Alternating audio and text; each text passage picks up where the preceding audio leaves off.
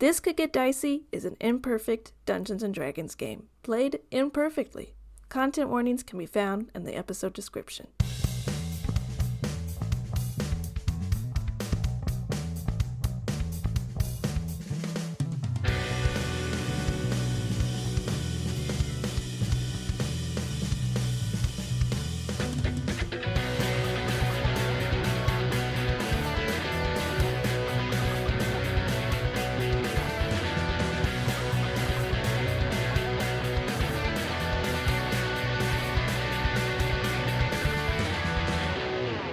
Hello, and welcome to This Could Get Dicey, a D&D podcast where a group of buds get to unwind from their 9-to-5s and step into the world of Drew Gala. My name is Destiny Nieto, I play Loomis Bjorn, and before things get a little too dicey, I'd just like to say it's a beautiful day to start ranking all of your favorite Bluey episodes.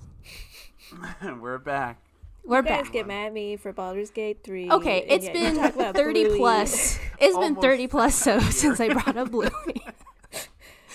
That was our first episode, I think. Was it? I just I'm feel pretty it sure comes that up was I'm our pretty first sure episode. that's the first thing our audience heard was Bluey.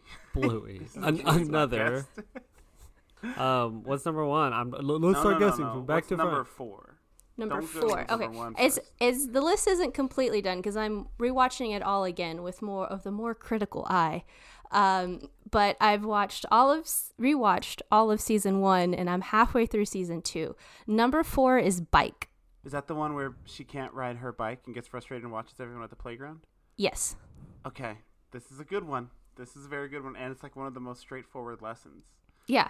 Everyone, if we start a Patreon, would you listen to the Kenny and Destiny Talk About Bluey podcast?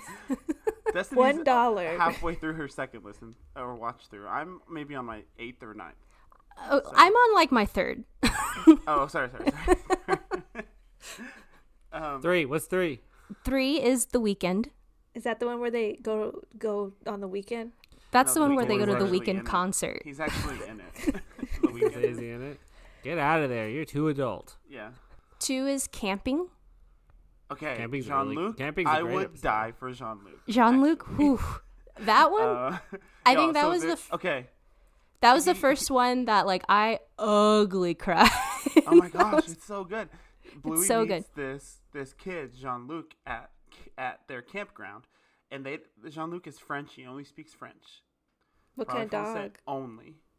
I don't remember, but they like I think play he's a lab. together, and they plant this little tree and this little creek bed, and then Jean-Luc leaves and Bluey's all sad about it, but it has this really beautiful tableau. It's just like a great episode. And then at the end of the episode, we see Bluey and Jean-Luc like meet up at camp like decade later. And he knows English. It's 7. This is 7-minute episodes, just so you know how hard of a punch this is packing in a 7-minute episode. I thought We they were spent longer an than hour that. doing bullshit.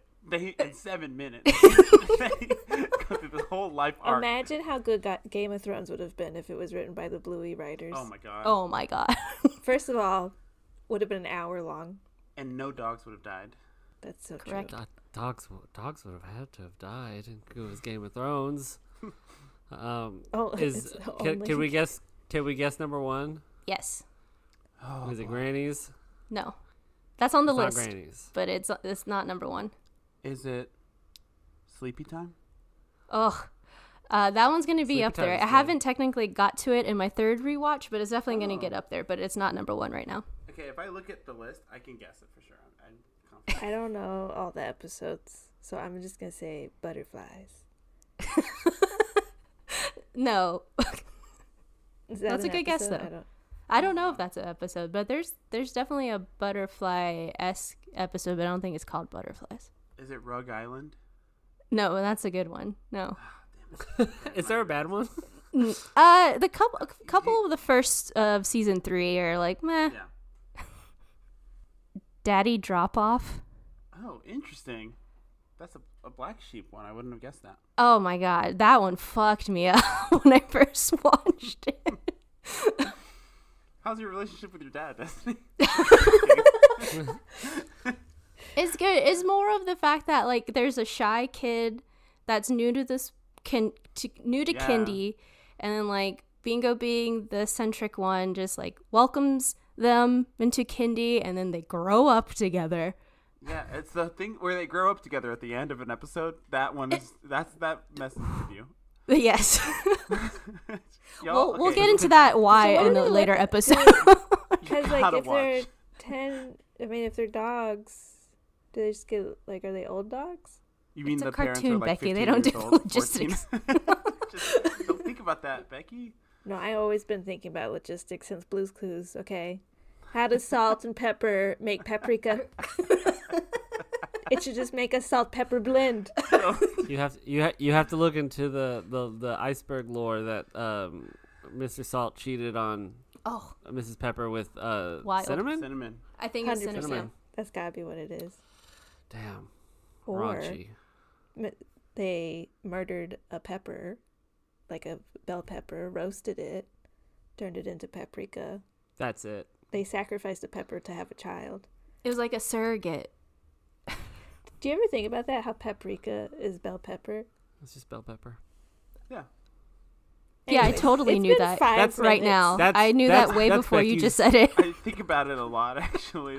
That's Becky's so glad Roman you brought Empire. it up. That is my Yes, Roman Becky's Empire. Roman Empire, yeah. Paprika. Hi, my name is Alex Villarreal. I play Ellis Vendove, and it's a beautiful day to go on a run in the pouring rain. I went on a Ooh. walk. Yeah. That's good. That's a good feeling. I- Do you feel like you're running away from someone when it's raining on you like that? No, I didn't Oh. start the run in the rain. It just started, like, on the way back, it started to drizzle, and then it started to rain harder, and Did then you- it started to pour. Did you change your music to Hillary Duff? I was just about No, to I ask the took- same question. I took my headphones off because I didn't want them to break, because I was drenched. My Did shoes you, are like- still drying out. Did you think about Hillary Duff? I wasn't particularly thinking too much about Mrs. Duff. When will you think of Hillary Duff? That's not for podcast time. Whoa!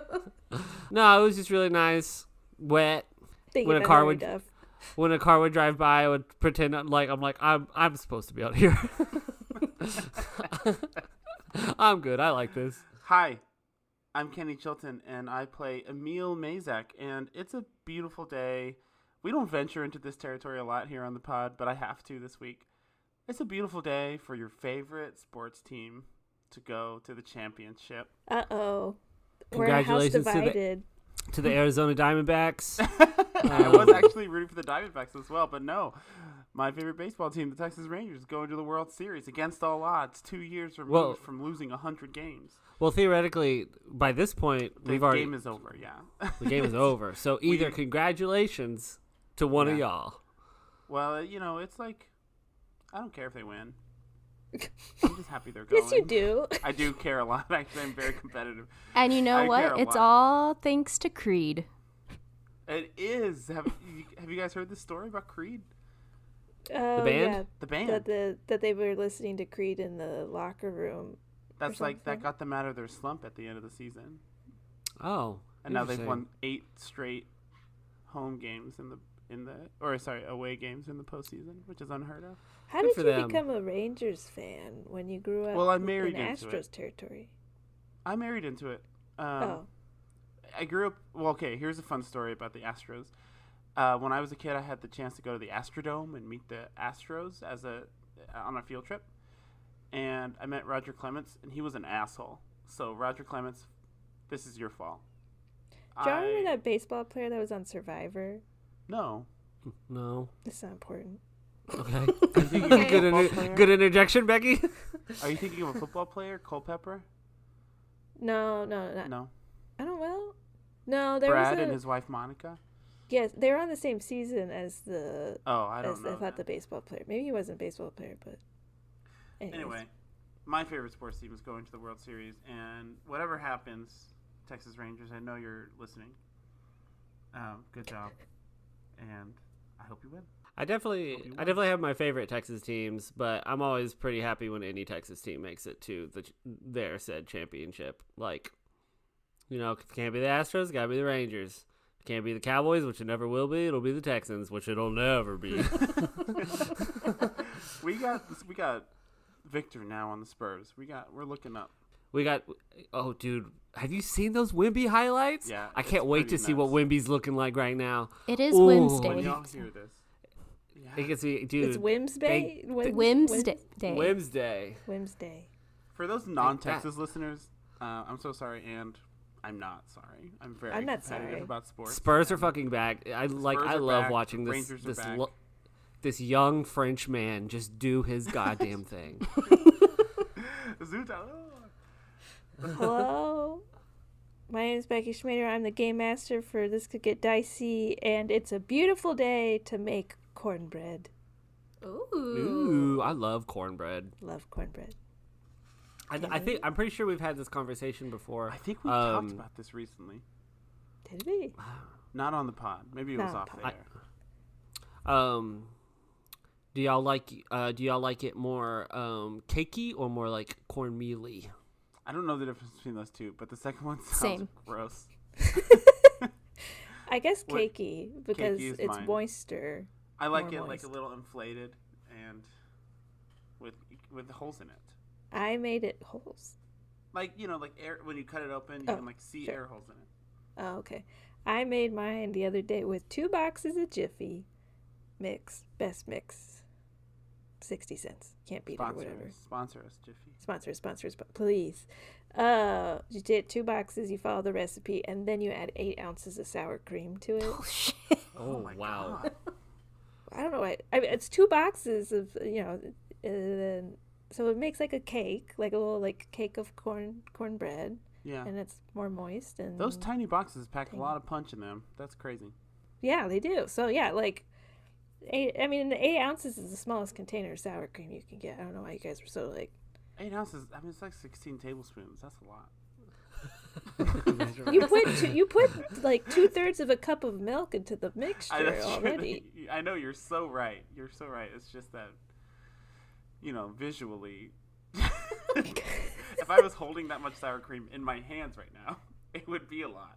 It's a tiny Like little loose? tub. It's Like a cup. loose. It's just a cup of sour cream. I like really crumbly, mealy cornbread, like with just like cornmeal. That was like how my grandma used to make it. Do you like it when they was put corn in it? Absolutely not. No. Absolutely not. Thank Absolutely you. not. Oh. What about like jalapenos? Yes, please. I like Weird. when they're in the shape of a muffin instead of a square. I like cornbread. I like cornbread muffins. I have like an egg tray, a tray that makes egg shaped baked goods. Okay. Oh, yeah. Sure. I was just like, you ran out of eggs and you had the container. No. It's like a little metal tray that makes like egg shaped. I guess you're supposed to make like egg cakes for Easter, but we've only done that once. But I used to make cornbread in it. Oh, I love cornbread. Thank you, Becky.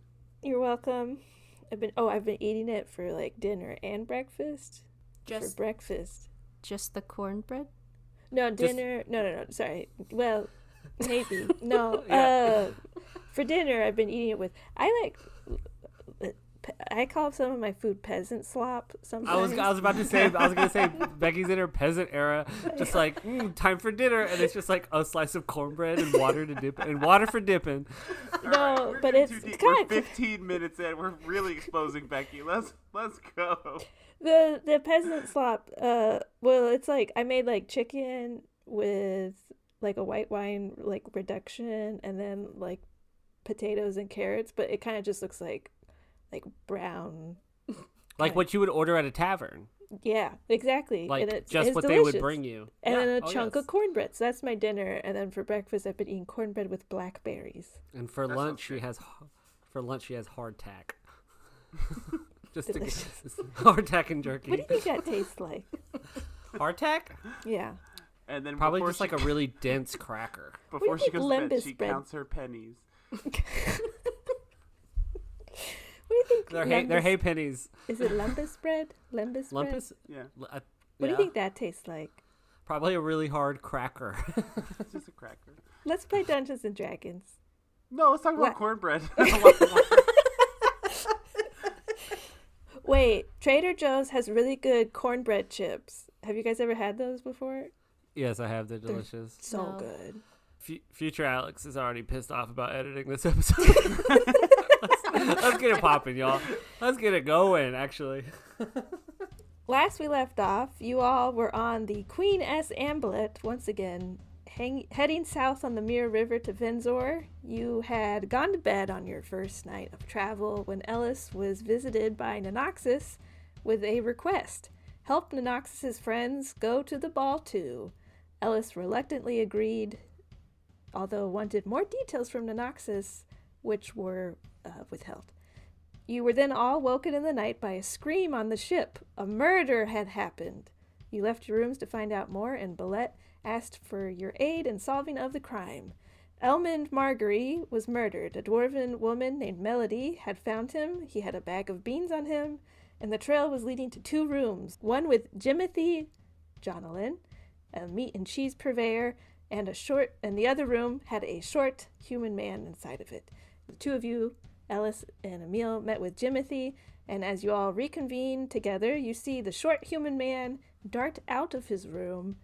That is where we find you all in the hallway on the ship, the human man darting down the hall away from you all and continuing to the back of the ship.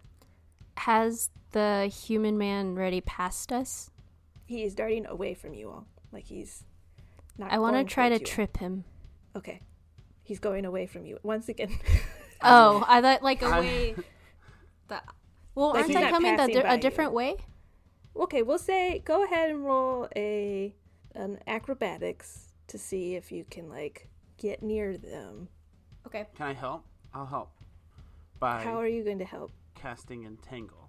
Oh, I'll put my hand on the ground as I see him running and not say anything because I don't want him to see me cast this, but I will cast Entangle Okay. at him, and he needs to make a dex saving throw. 13. That's not going to do it. He's actually restrained. Okay, he's restrained on the ground. I also rolled a 27. Oh, He's fuck. restrained on Okay, the well, ground with Loomis looming overhead. Definitely tripped. Yeah, they're restrained on the ground. Are you guys gonna talk to them? Hold it right there. Okay. Why are you running on a boat? It's one of the most dangerous places to be running. Now, I need you to go back to your room. This is a crime scene. No, don't go back to your room. Hold on, I'm bad cop right now. Look, you don't want to be the next person to get murdered on this boat. You need to go tuck yourself back into bed. What's your name?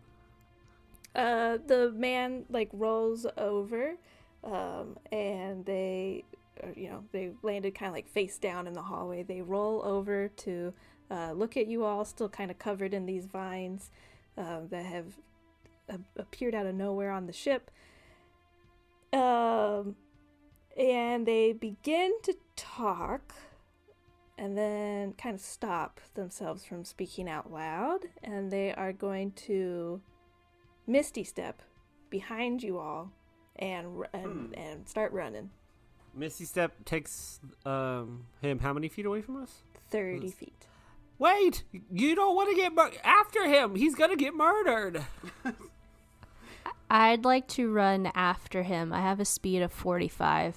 Go ahead and roll athletics or acrobatics once again to kind of see if you could keep up with him. That is a 21. 21. Okay. Yeah, you're able to kind of like scramble and with your high acrobatics kind of like sprint after them and dodging nothing. I don't know. Yeah, I like to think that Loomis just climbs on the ceiling of the boat of course. and just strides, loses his How- long, lanky legs to stride over him, and then just plops down in front of him, trying to grab him or just, stop him. actually horrifying to imagine this happening is like a person like sprinting on the ceiling towards you. Sure, if you want to try to grab him, go ahead and roll a contested strength check. We just want to talk. Natural 20. A 2. Okay, yeah, I think you like land and try and grab him, and he slips underneath you and is sprinting outside of the boat now to like the outside dock. I imagine Emil and I chase after him as well. if we get out onto the outside of the boat, is he just like running around the boat? Like, are we able to at least keep him in eyesight? Roll a perception check. Luck right. point. Brand new dice. Better.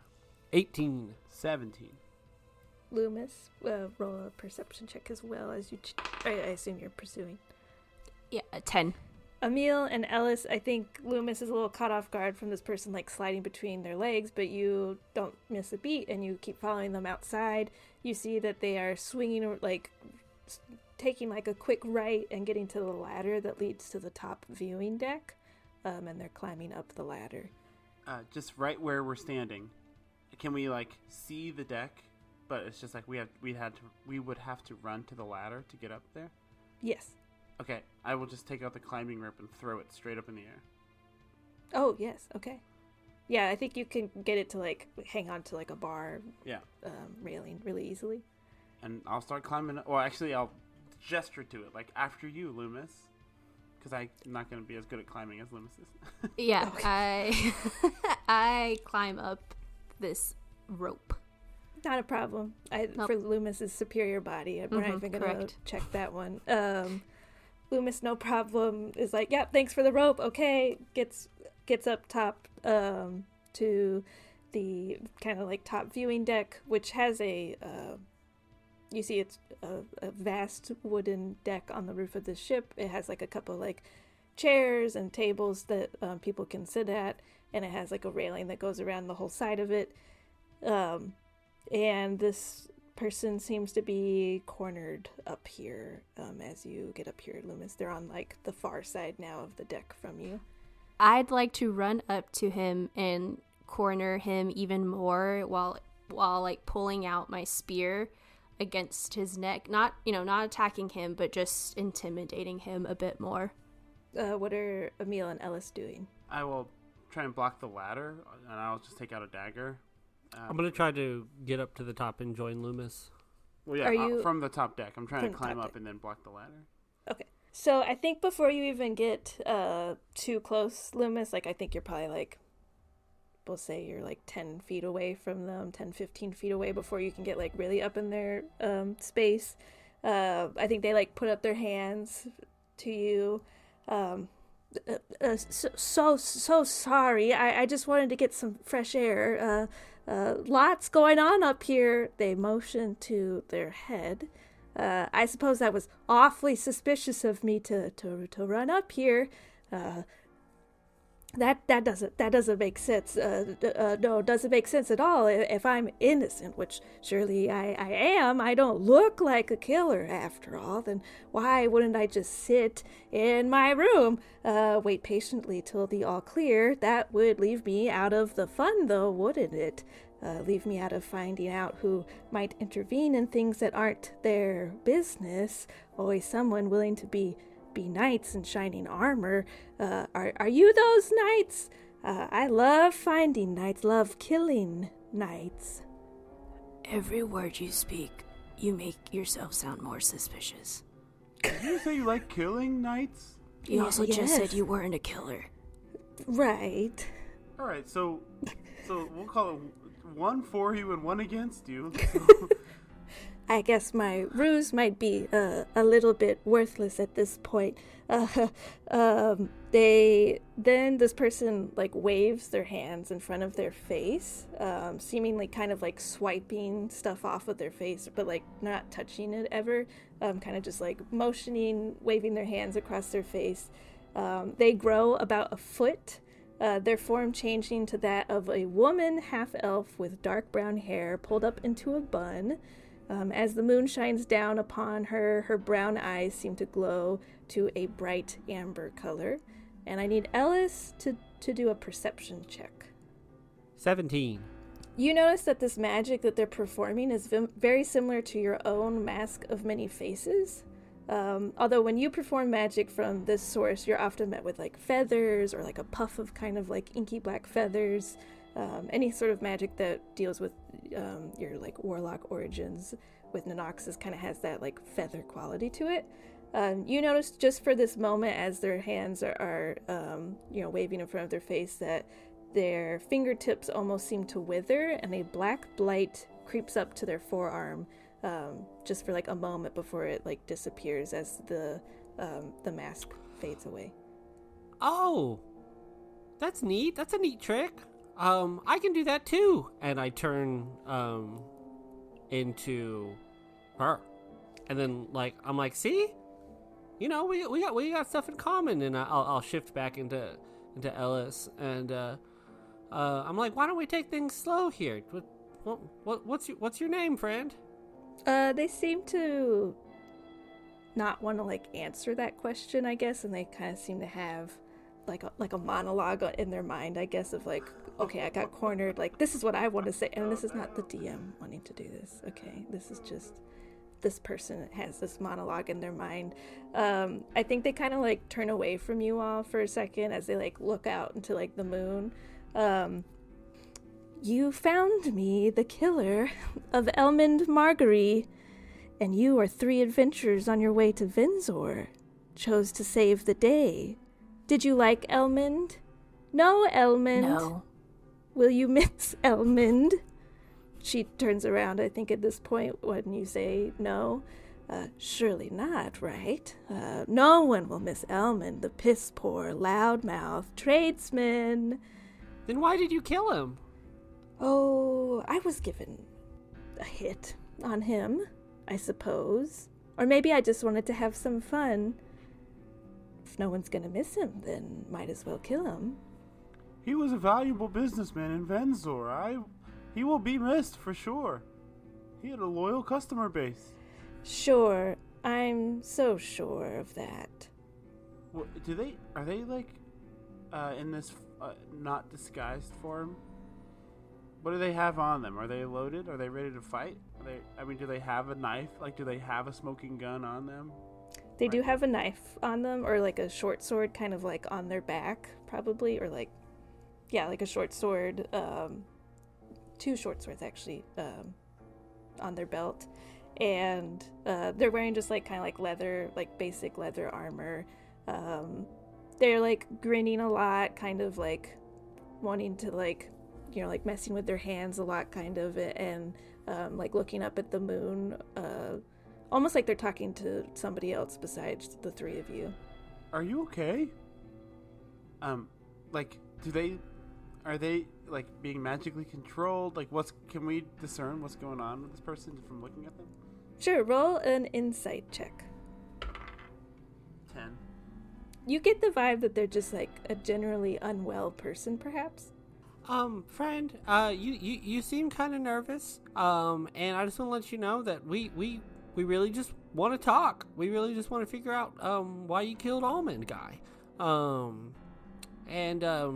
happy to talk to you. I'm known to be quite charming, and as I say that, I cast Charm Person. Okay. 19. Fail. Sorry, he passes. I fail. I think she looks at you knowing that you cast the spell on her, and like hearing what you're saying about like her being nervous. Oh, I'm not nervous. Do I seem nervous to you? Yes, extremely. You're very jittery, and you keep looking up at the moon, and you said you're innocent, but then you said that you killed Almond, and you generally just are giving off a freaky vibe right now. Is Good. it you said somebody placed a hit on him.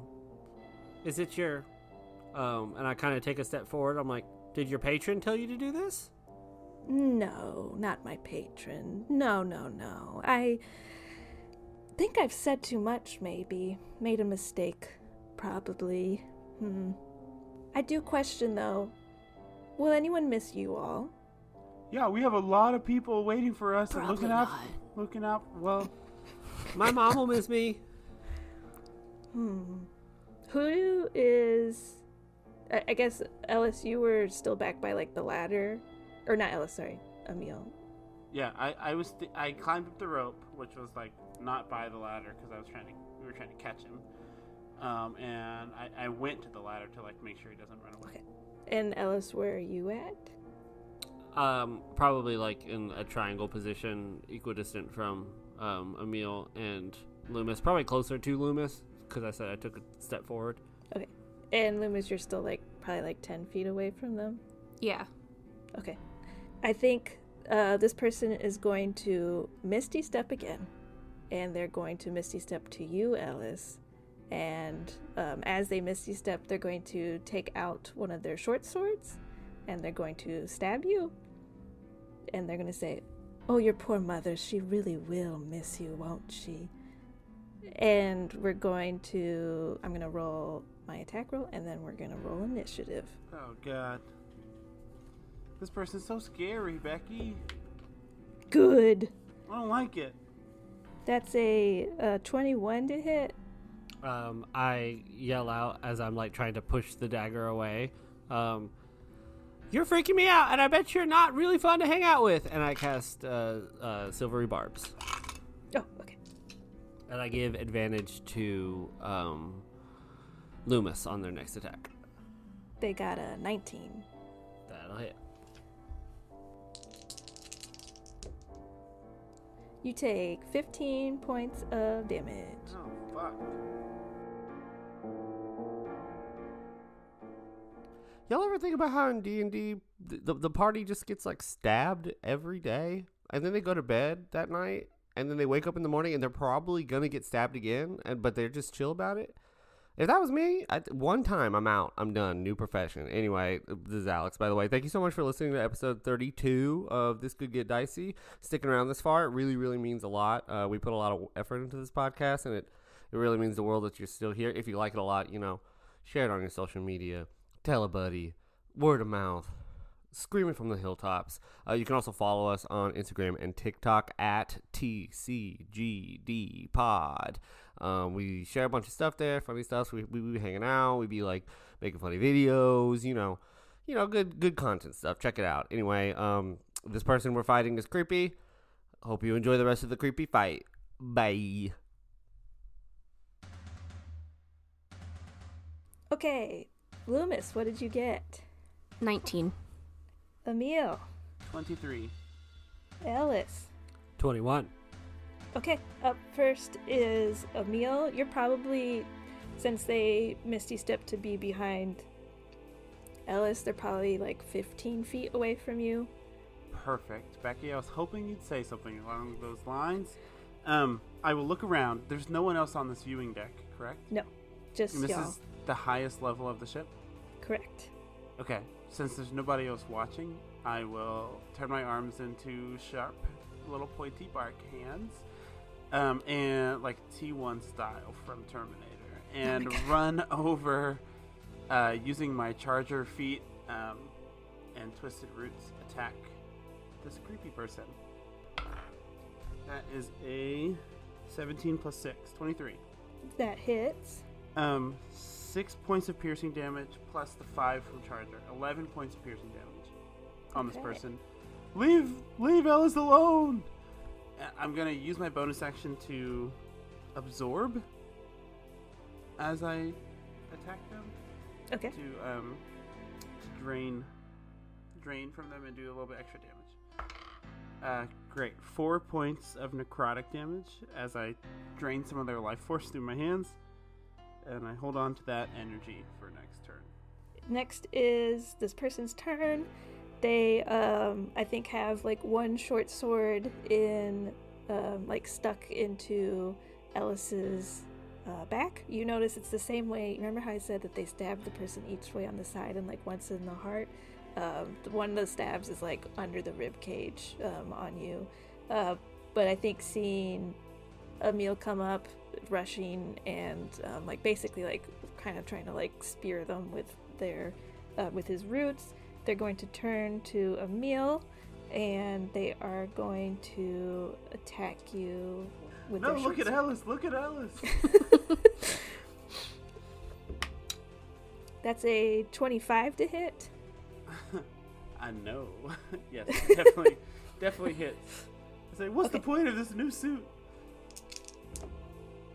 You take 9 points of piercing damage, and then you also notice as they kind of hit you with their short sword, or they're like going into stab, that you feel this like searing, like necrotic kind of force damage as they use an Eldritch Smite on you as well for another 19 points of force damage. An additional 19? Yes. I am instantly bloodied. Okay. They are going to bonus action hit you again with a short sword here, or try to hit you again. That's a 17 to hit. Mm-hmm. Okay. 7 points of damage. Okay. They take the two short swords and God. stab under your ribcage and look at you. You said to leave him alone. A very real sense of panic and fear spills over Emil's face as a little bit of like blood comes out of his mouth, and he erupts into this fit of coughing, and his hands turn back to his regular hands. Emil looks fucked up like instantly in this moment. Okay. As I'm like looking into this person's eyes, she does she look at all phased by my attack on her? Roll a insight check. 18 total. You can see the wounds that like from your stabs, and like definitely like took the damage, but there's like a sense of like glee on this person's face. Like they don't seem to like care that they, took these hits almost, and they seem so like ecstatic at the prospect of like bringing fear upon you. Next is Ellis. I look at them after getting stabbed real bad. I don't know who your patron is, but if they're anything like mine, they're not very nice, and I will bonus action cast Hex, and I will pump 2 Eldritch Blasts into them. Okay. The first one is a 16, and the second one is a 21. Both hit. The first one hits for... Oh, they need 2d6s for hits. Both hit and do 21 points of force damage. So 21 total. 21 total. Okay. I think, like them having turned away from you, you turn and like shoot Eldritch Blast into their back, and they kind of like release or pull the swords like out from Emil, turning to like look at you, like swinging the blades around to look at you. Word. Next is Loomis. You're about like they kind of moved to like the other side of you, so they're about 10 feet away from you. I run up to them, and do I have advantage on this because what Ellis did? Yeah, your next Yes. attack. Because of From your silvery barbs. Silvery barbs. Oh, yes, you do have advantage. I was also going to say potentially flanking, because if it's like directly engaged with me. True. Either way, I'll flank, but also advantage. So I get triple advantage? I'm just kidding. No. No. That's how it works, right? Okay. Oh, natural 20. Nice. So you see Loomis dart up to them and stick them with their spear, and as they stick them with the spear, you kind of see this aura around the injection point, I guess you can say, and I'm going to use a key point to use Stunning Strike. So they need to make a con saving throw. 19. Damn it, that saves. Okay. So it looks cool, but doesn't do anything. But they No. take 6 points of damage. And then I am going to spend another key point to do 2 unarmed strikes. Okay. Oh wait, so actually they take 12. No. Oh, yeah, yes. because it was a 20. Yes. They take 12 points there. Spending a key point to do, as my bonus action, to do 2 unarmed strikes. Does a 16 hit? Yes. Does a 13 hit? No. Okay, so one of them is going to be... That's going to be another 7 points of damage. Okay. And then I get an extra attack, so I'm going to attack him again with my spear. Nice. 18 plus 7 to hit. Yes. Okay. That hits. And then that will be another 7 points of damage. All right. Top of the order, it's Emil's turn. Okay, I will reach my one of my hands out. I was going to heal Alice, but will instead now heal myself using Sure. my bonus action. Absolutely. So I'll just fully absorb that blood right into my hands from this person for 4 plus 2, only for 6, unfortunately, which is a small fraction of the price I paid. I'm such a stupid idiot and dummy that I forgot to attack twice on the last turn. This time I'm going to attack twice. Okay. Except before I do, I know what this means, but I'm going to run away from this figure. Okay. They will take an okay. opportunity attack. Let's do it. Come on, new suit. Do something. Dirty 20 to hit. That's a hit, dog. Okay. 11 points of damage. Oh, fuck. Okay. Whew. Okay. I will then run. So I'll run away 10 feet, and then I'll turn right back around and run at them for 10 feet in order to activate my charger feat. And Sure. how do they look health-wise? Not great. Yeah, I think after like Loomis has kind of gone in there and like taken some stabs at them and the Eldritch Blast, I think there's some like blood kind of like creeping out of their mouth as well. Would you say bloodied or nah? One might say bloodied, yes. Oh boy, and they're next. I am not taking any chances. I'm gonna run at them and make a shove attack to try and push them over the railing of this. Okay, ship. try to push them off the boat. Yeah. Okay. Yes. I'm gonna try and push them off. Emil is terrified and understands that he has very capable allies with him, but Emil's cowardice represents in different ways, and this time it's to get him Of course. out. So a shove attack. How do I make a shove attack? What does that mean? Fuck, I don't know. I also don't know, but I know that my Oh, charger feat I allows wanna- me to do it. I forgot to retcon really quick. When I cast Hex, I Uh-huh. give them disadvantage on an ability check. I will pick Strength. Okay. Yes, okay, so using the attack action, you can make a special melee attack to shove a creature, either to knock it prone or push it away from you. Okay, it's a melee attack. You make a strength check contested by the target's strength. Uh-oh. check. Here we go. Okay, but they have disadvantage because they're hexed. I rolled a 3. They rolled a 2 minus 1. Oh shit! Okay. So I think this is like So 15 feet. piss poor display of strength between the two of you, like just like slapping fight. But yeah, you push them 15 feet. Yeah, I will say, like, because I'm using Charger, the way I think this flavor-wise, this looks like every time I step in my run, like, my foot elongates a little bit, like Oh. like a tree root, as I push off the ground to, like, gain some momentum. And I'm trying to, like, send them off, Okay. off this boat.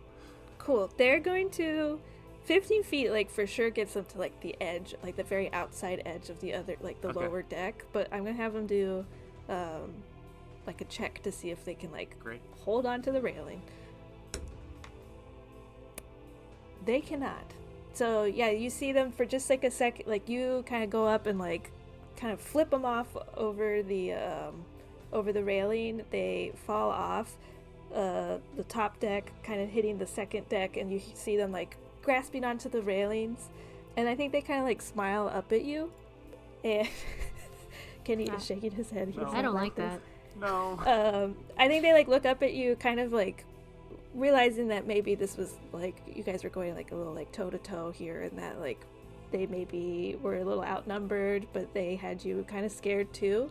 I think she like holds onto the railing for like a second, looks up at you.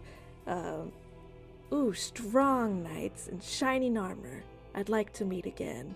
And she, as she like lets go of the railing, a red lily drops onto the second floor deck.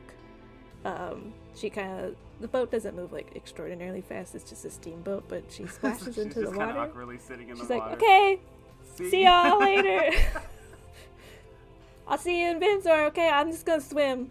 No problem. But yeah, no, she falls off the steamboat, and you see her kind of like swim towards the river shoreline. Emil, what the fuck?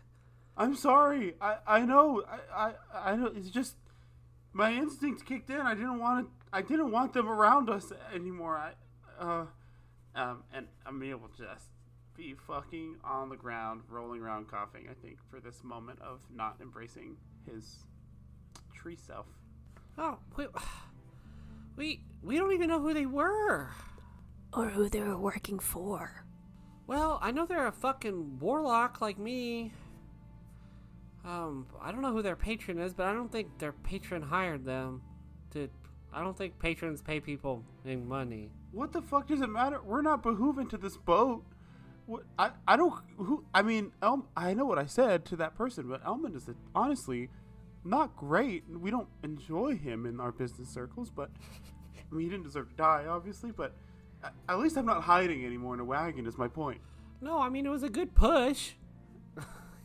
Pushed good. It's mostly just that they were just like, I'm gonna kill you, and now they're just out there. Becky, as we see this red lily that drop, does that bring up anything for any of us? Or me, just, been around the block for a couple of centuries. It doesn't ring any bells, like, historically or anything, but you do remember that this person was drawing in their journal when you were peering through windows, and that they were drawing a lily in their journal. Right. I tell the others, yeah, the lily seems symbolic. I saw them drawing in their room before they ran out. Maybe we should keep it so we can reference it later. Should we touch it? I mean, I'll touch it. What's gonna happen? I get 2 patrons? I mean, Fair. yeah. Is that what you want? Go for Wouldn't it. it be crazy? Oh my god. At this point, fuck it. I haven't even told you about the dream I had tonight. And I say that as I'm sliding down the rope. I will make sure to retrieve my rope too, by the way. I think as you go, you're kind of thinking about warlocks and patrons. Ellis, go ahead and roll an Arcana check. Ooh, natural 18 plus 4 for a 22. Okay. You knowing how Mask of Many Faces works, you know that this person's appearance that you just saw, the female form of this half elf woman with the brown hair and the amber eyes, that's her true appearance. And it wasn't her disguise. The short human man was her disguise, and this was her true form. Kind of carrying that Arcana check down as you're thinking and going to look at the red lily. There doesn't appear to be any sort of magic thing about it. It's just a red lily, but upon closer look, it looks wilted. Kind of carrying this carrying that Arcana check over, thinking about a black feather, a red lily. It's almost like a calling card sort of a thing. This is just haha, a clue. Not necessarily a clue, but if I would drop a black feather, this person would drop a red lily. Does it seem kind of symbolic in that nature? Just kind of following, I'm trying to pretty much, lock down, are they a warlock with a patron? Sure. I think you can put that together, with, how her, hand kind of, will, turned black and then, receded. But I think roll a history check. Great. That's another natural 18 for a 22. I think since you've been kind of trying to figure out all this stuff with Nonoxus, this doesn't seem like a patron calling card, but just probably her own personal calling card. Funky. Creepy. Ooh. Well, I definitely pick it up. Nothing happens. It's just a flower. It's pretty. I kind of hold it up. I'm like, it's pretty. It looks like it's dying. For the record, it is a wilted red lily. Sometimes dying things are pretty, God. So true. So true. We should go check out their room. Yeah, did you know where they were? You get a good look? Yeah, it was room number 8. Y'all, I'm sorry. I don't not believe in your abilities, by the way. I think you could have handled them. I just couldn't risk it. I mean, to your point, at least you're not hiding under something. Yeah, exactly. Look, I've got their blood on my hands. Oh, no, wait. I absorbed it from my own energy. Gross. All right. Well, let's go search their room. All right. You all go to room number 8, and the door is locked. Aha! We trained for this. We caught so much shrimp for this. I say that in character. We caught so much shrimp for this, and I'll use my thieves' tools to try to unlock it. I put my hands up. I go, whoa, whoa, whoa, this is beyond me. I cannot even think about unlocking a fucking door. Yeah, go ahead and roll a sleight of hand, Emil. Can I help, since I too am proficient? Yeah, I think you kind of like backseat drive lock picking. That's what I was thinking as well. I Pavlovian start smelling shrimp in the air as I'm watching. It's just, I have a little montage memory of a Mr. Miyagi style, wax on, wax off, but like a peel off, pull the vein version of me lockpicking, and I roll a 21.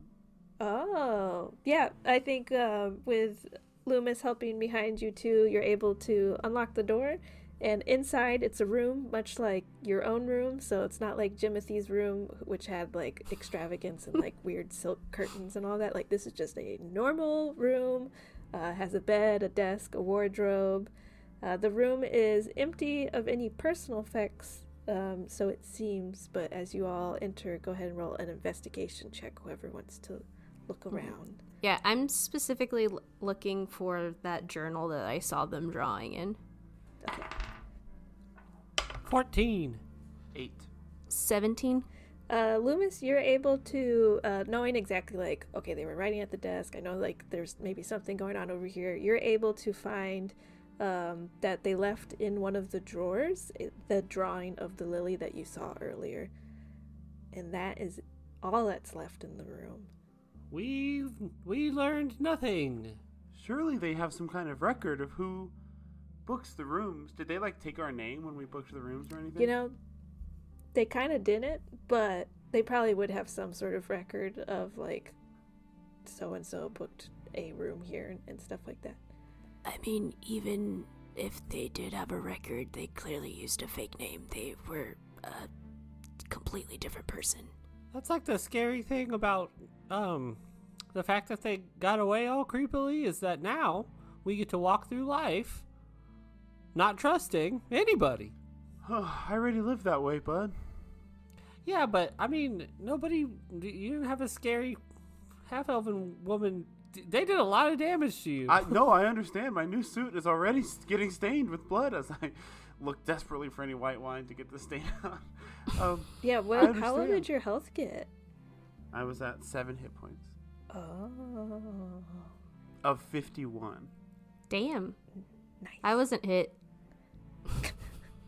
Yeah, what did you get to, Alice? 31 out of 46. Yeah, I think you all kind of like leave the room maybe and like go to find like the bars are all closed and stuff because everyone's been sent to their rooms, but you like kind of go behind the bar and you find some white wine to start helping put out the blood from your suit.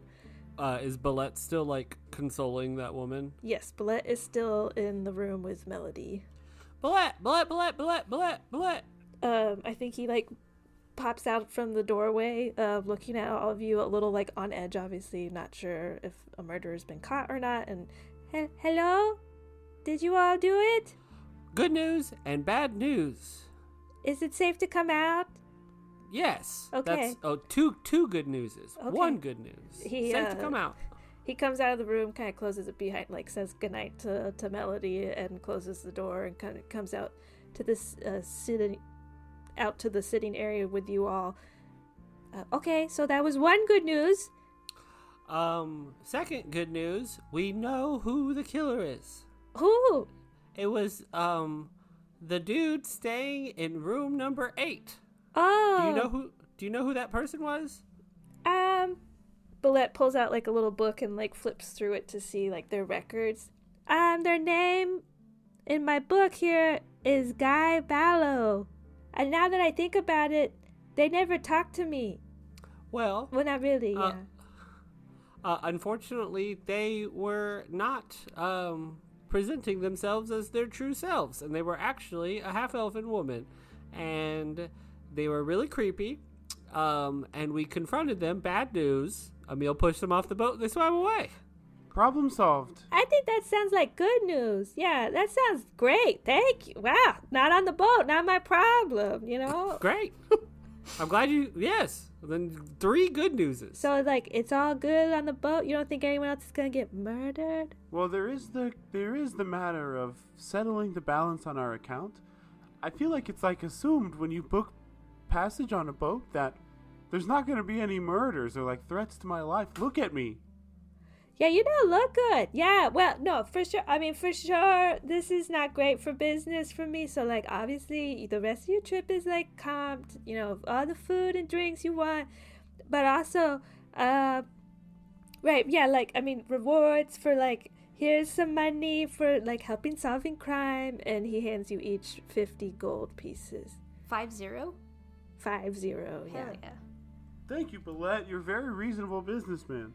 We gotta keep up appearances. You know, tell if people find out about the murder, say it was not a problem. It was solved within an hour. I mean, so fast. You all are the fastest crime solvers in the world. Easily the entire world of Drugala. Like, no question, right? Yeah, tell everyone the Squirrel's Foolies really saved you tonight. Squirrel's Foolies, fastest crime solvers in the world. Damn, my ass getting fat with all the smoke you're blowing up. It feels good as hell. Do you think smoke up your ass would really feel good? One way to find out. One way to find out, Bulette. No, I'm good. No, I'm good. I mean, do you want to try? Do you? What's happening? Did you get that woman out of my room? Oh, yes. Yeah. Okay, Melody, it's so safe here. He, like, guides Melody out of your room and guides her back to her room. Did Bulette just say, it's so safe here? Did he? I don't know. It sounds like, Melody, it's so safe here. It's not safe here. Oh, no, it's completely safe. We are safe on a boat. Murder is gone. The murder is gone, yes. You just hear, like, murder is gone, not a problem. We have the fastest crime solvers ever. They'll be on, like, every ship ride. No problem, everybody. He's, like, speaking, like, louder to make sure, like, everyone who's, like, kind of on edge in their rooms, like, no problem at all, everybody. The Squirrel's Foolies, #1 crime solvers in the world. I knew that they were good people. That's why I always... He's, like, just babbling and, like, walking around, like, they're your #1 crime solvers in the world. I know, I just realized I did Donald Trump. Right now. You did the Trump hands and everything. Oh, God. I have never seen The best crime solvers. The best crime solvers I've ever seen. No problem. Crime's never been touched when they're around. You know, you heard of a murder? No murder when the Squirrel's Foolies are here. It was an accident. Ellis has the juiciest ass I've ever seen. So much smoke. So much smoke up Ellis's fat, juicy ass. I mean, just incredible. You ever had smoke up your ass? It's the best feeling in the world. All right. Well, happy, yeah, woo, we did it. Happy to serve our country. It's 4 a.m. on this boat. I was like, y'all, we should really retire. I don't want to sleep in a room by myself tonight. I just whisper to my companions and definitely don't scream out loud. I mean, yeah, let's just all go to Loomis's room. Okay, Loomis, you don't need the bed anyway. So true. Yeah, I guess you can stay in my room. I'm not gonna sleep in the bed. Sweet, I call a bed. You all go to bed, sleep in, till about probably like noon, just to make sure you get your solid 8 hours. You long rest. It's a new day. During this long rest, you know, at some point when I wake up in the morning before Ellis wakes up, I don't want to move too much in the bed so I don't wake him up. I have a scroll of Goodberry. I'm just gonna spend time studying it. It's like very interesting to me thinking about how close I was to dying just now, and I was almost about to use the scroll, but then I realized like maybe I can figure this out. Maybe I can figure out a way. If I'm gonna turn into a plant, maybe I can become a plant with berries. Okay, yeah, go ahead and roll a nature check here. A dirty 20. All right, yeah, I think you're connecting the dots, and I think, like, kind of as you're sitting here and you look at, like, your shoulders, perhaps, starting to kind of, like, turn more into, like, vegetation, I guess, or, like, growing, like, bark, you maybe see, like, a tiny, like, little growth that you feel like that you, like, willed into existence. Like a, not quite Like a a berry. boil? Well, Like a pimple? well, Who knows what happens if you come suck on it? All right. All right. Good night, everybody. oh, God. All right, is there anything you all want to do on your second day of travel? I think Ellis probably shuffles out of the room at like probably 2 p.m.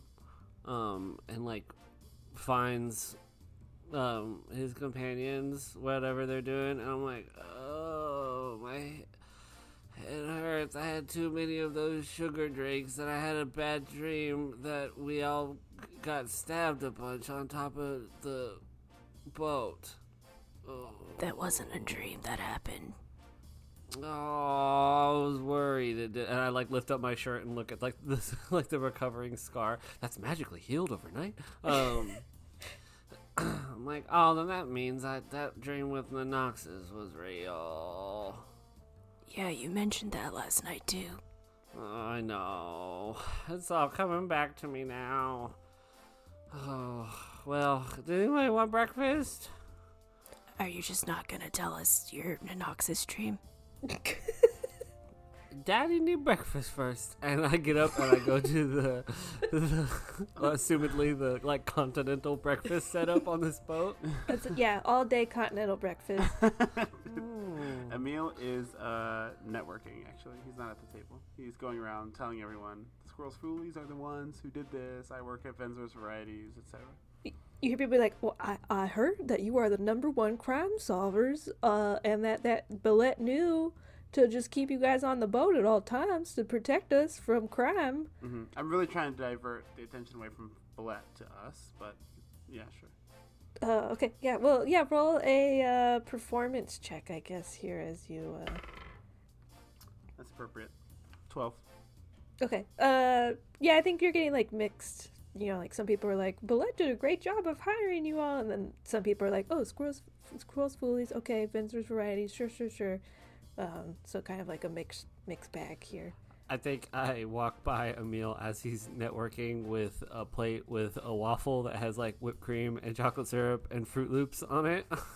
Oh yeah. I'm like, morning, Emil. And here's another one of your heroes. Oh, so loud.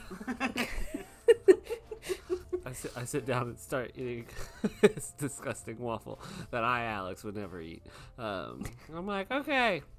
Sounds pretty good to me. I don't know. I mean, not might. I for sure would eat this waffle that you've concocted. All right, what do you want to know? I started eating this waffle. We had talked about questions to ask Nanoxus, like about the impending world-ending force. Did you get to that at all? I did. He kind of got to me first. All right, follow my logic here, right? Uh-oh. No judge. I want this to be a judgment-free zone for Ellis I can continue forward. All right, cool. Judgment-free zone. Feeling good. So Nanoxus, I was like, what's up, bro? And he was all creepy. And he basically told me, all right, hold on. I'm going to backtrack a little bit. We know that there's a big force or badness that everybody's afraid of, right? We're all afraid of it. I'm afraid of it. Probably the good gods are afraid of it. Maybe the bad gods are afraid of it too, right?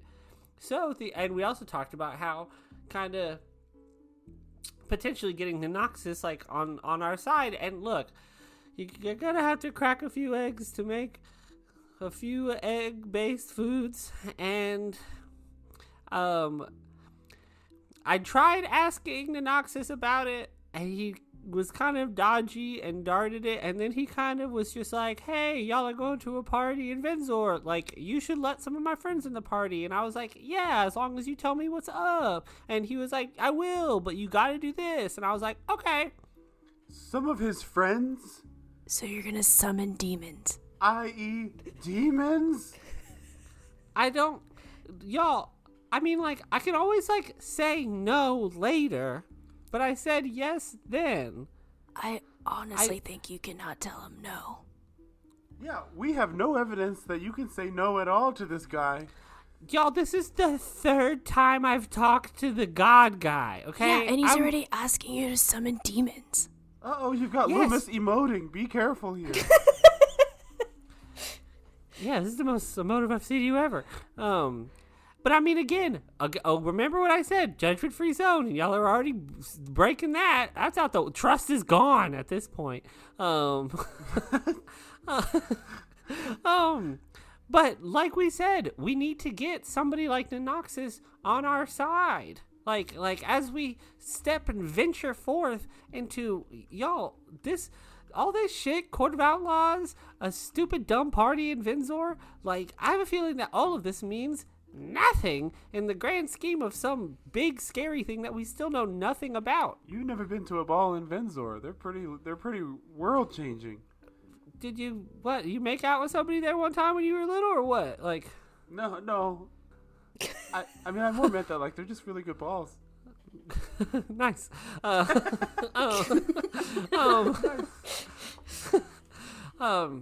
So yeah, I said yes.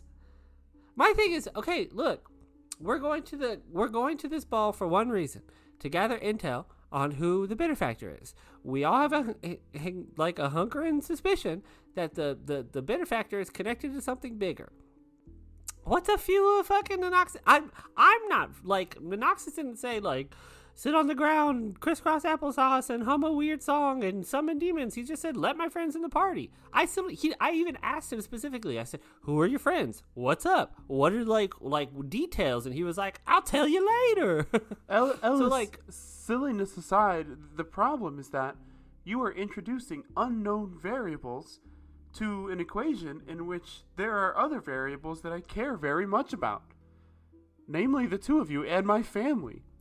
Is your family going to be at this ball? My wife for sure will. She's a major player in the city.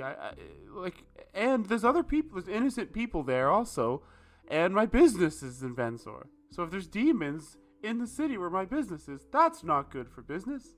Yes, but I'll tell you what's extra not good for business. The last time I tried to tell Noxus kind of no, which was the first time y'all two almost died.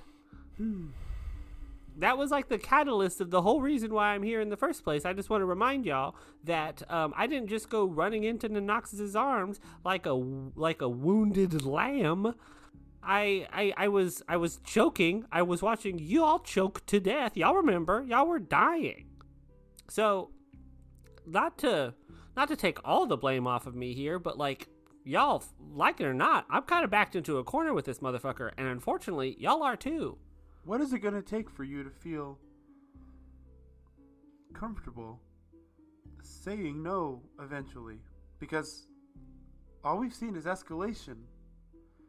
And I know this is a tricky situation. I know that you haven't had the chance to, exercise that kind of reclaiming of control. But if something starts to happen where things get out of control, like, what is it going to take? We've got to draw the line. I mean, obviously, I don't want to see good people get hurt, but I mean, y'all in our line of work, like, we hurt people. That's like our job. That's all we've kind of done since we've all met, and it's what I was doing before I met y'all. Like, what difference does it make when we hurt people versus when some scary god hurts people? And again, like, I think the line that I like to draw as a breathing creature is I don't like to hurt good people. I like to hurt bad people. And And if Nanoxis is ever like, cool, I'm going to go kill orphanages or something, I'm going to be like, stop, don't do that. But again, back to my other point, this is like the third time I've spoken to him. And every time I talk to this motherfucker, he's really dodgy, and he doesn't give me a lot of details. Like, I need something from him. Like, I have no wiggle room with him right now. And the only time I can talk to him is when I go to bed. Yeah, I don't envy your position. I don't envy yours. Or yours. We're all fucked. We're all fucked up and twisted, you know? Anyway, does anybody want to bite of this waffle? It's very sugary. No, thank you.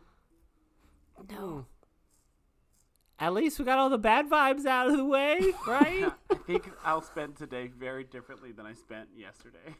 I'm gonna just really like chill and take inventory of like my stuff and fix my suit and like I'm like business mode. I partied yesterday. Today's for business. Excellent. Is there anything else you all want to do in the next like day of travel?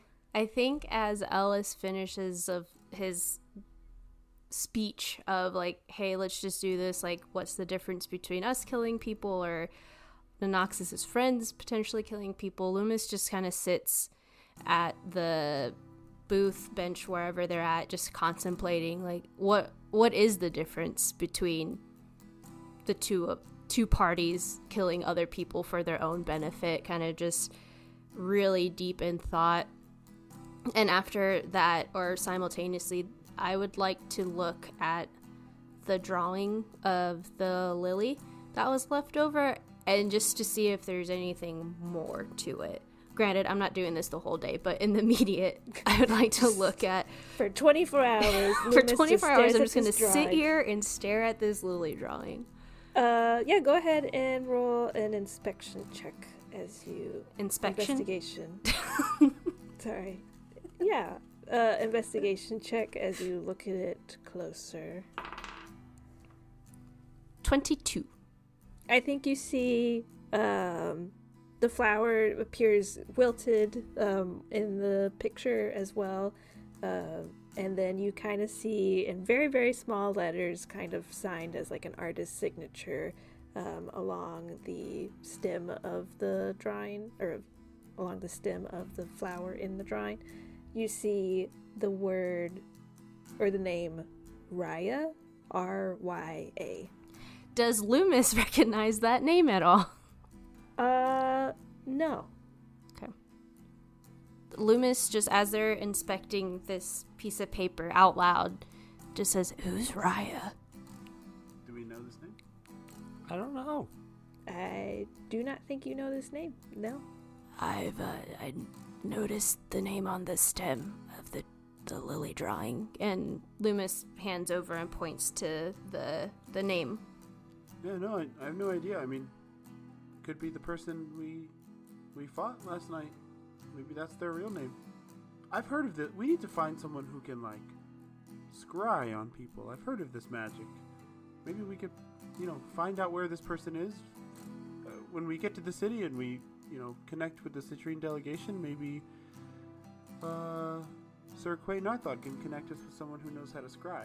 It's not a bad idea. I'd like to know where this creepy person is. I think after finishing his waffle and talking about this, kind of like being like, okay, well, vibes are much different today. And Ellis, still nursing his hangover, will just retire to his room for probably the rest of the afternoon and just like sleep off the hangover before coming back out and partying some more. Okay.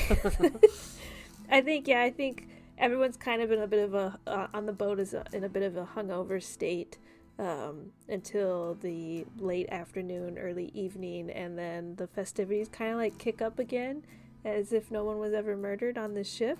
The party goes into the wee hours of the night, and the next morning you all wake and you see the town or the city of Vinzor on its lone island in the Broken Bay, as you all kind of like head down from the Mirror River into the waters as they open up you're about a few hours away from Vinzor, and that is where we will end tonight.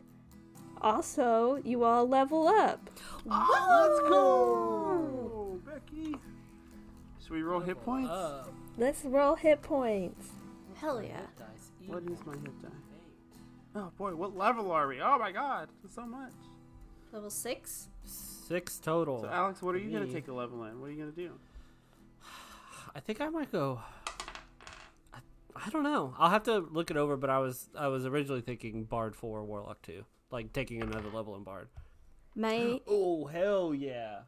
my hit die is 8. What's the minimum I can get? 5. Cool. Are we doing average as minimum? Yes. I rolled an 8. Oh, I rolled a 9. I'm not fucking dying this time. Nice. And it's the hit die plus Constitution, Yes. so that's 13 more hit points. Wow. Come at Would have been helpful. I know. But great, yeah, you all have leveled up to level 6. We will, next episode, you all are heading into the city of Vinzor. Hell yeah. Oh, and this maybe could get dicey. So excited. That's the name. So we solved a murder, found a clue to potentially a bigger arc, and leveled up? Woo-wee. You can find This Could Get Dicey where all podcasts are streamed and on Instagram and TikTok at TCGDpod. If you like what you're hearing, leave us a rating or a review, or even better, share it with a few friends. Thanks for joining us, and stay tuned for our next episode coming out Wednesday, December 20th.